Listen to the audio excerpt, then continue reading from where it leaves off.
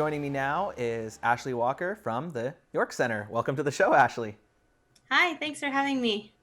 All right, so first off, we know that all organizations in town and in the world have been affected by COVID-19. So maybe you could talk to me about how the York Center responded to the COVID-19 crisis. Yeah, so we had initially tried to stay open from March 13th to 18th, back when COVID parameters were coming out. But unfortunately, although we are victim services, we also fall under recreational centers, child care centers, that sort of thing, because of the high contact we have with kids and close interactions that the families have with the children while on site. So we only lasted about a week and then we had to shut down.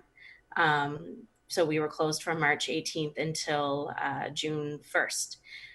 So as things started to open, we were able to start reconnecting with our families and try to get them back in to see their children, especially with the high conflict nature that we have with the families. It was becoming increasingly riskier for us to be closed. So we were able to open for exchanges only as of June 3rd, and that's been going really well. We have restricted parameters around arrival times and departure times for the families, even more so than we did before.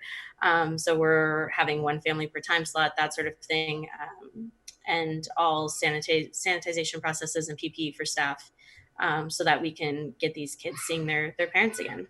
Right? And you alluded to it, but you can't undersell the importance of that. And it's maybe an aspect of the COVID-19 crisis that a lot of people didn't think of, is families that are in these situations that don't have access to these services in terms of seeing their kids or seeing their parents.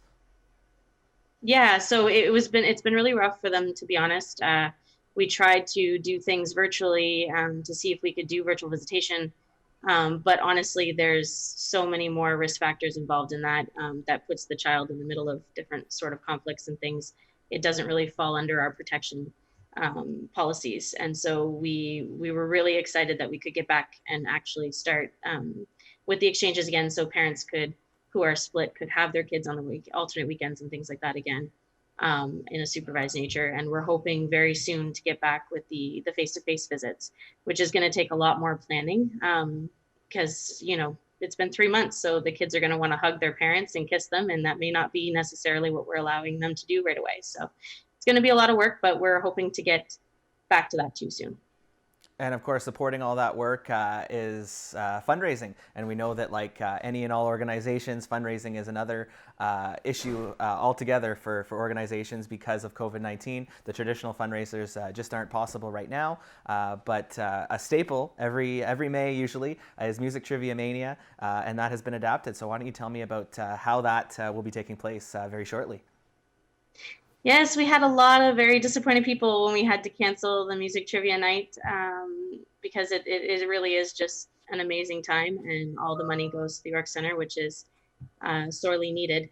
But in light of COVID-19, our title sponsor, Shug Law, Professional Law Corporation, and her owner, Naya Shug, insisted that we try to do this virtually so that we could still give back in some respect.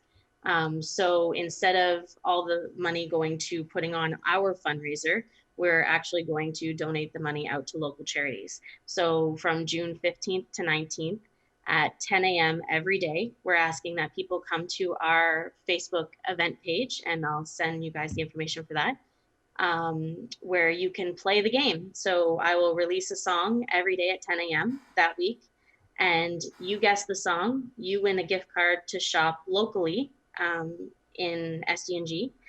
So we have gift cards to Kings and Little Ones, Happy Popcorn, Birchwood Cafe, that sort of thing. So 5 different places that you can go shop in town. And in return, Naya Shug from Shug Law is going to donate $1,000 to a local charity. And so we've picked out 5 charities, one of which will be the York Center. The other 4 are being contacted this week to let them know. And so we're going to announce those names as they win. That's absolutely amazing. So as you alluded to, we will put the information up on the screen, but how can people take part in this and find out more information? Yeah, so we can go to our Facebook page, Southern York Center SDG PR. So I'll send you that information too. It's on the flyer. And it'll be on our Music Trivia Mania event page. So every day on that event page under Music Trivia Mania, we will post a song clip and you can play the game. Excellent. On that note, Ashley, thank you so much for joining me for this update on the York Center, and of course this very exciting fundraiser that ticks all the boxes. It raises money for local charities and supports local business. What a great initiative. So thank you so much for joining me, and best of luck with this new and improved music trivia initiative. Thanks so much for having me, Gabe. We're looking forward to it.